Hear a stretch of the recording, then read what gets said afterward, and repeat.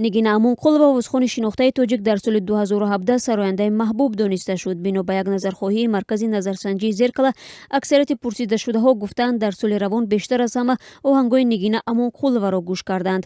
Дар феҳрасти панҷгонаи овозхонони беҳтарин баъди Нигина Амонқулова, Шабнами Сурайё, Садриддини Наҷмиддин, Афзалшо Шодию ва Зиёвиддин Нурзод ҷой гирифтанд.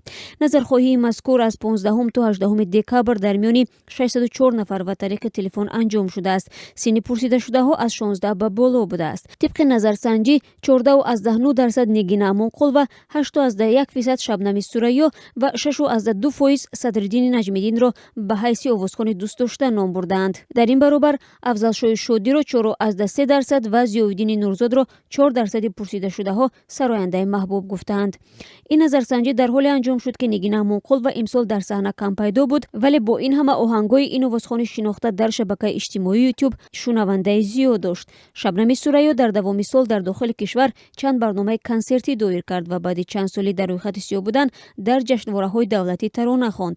Садриддини Наҷмиддин, яке аз дигар овозхонони шинохтаи тоҷик, соли 2017 чун солҳои қаблӣ аксаран дар хориҷи кишвар барномаҳои ҳунарӣ дошт ва дар баҳори имсол барои дӯстдорони оҳангҳояш дар бинои амфитеатри Душанбе консерт гузошт.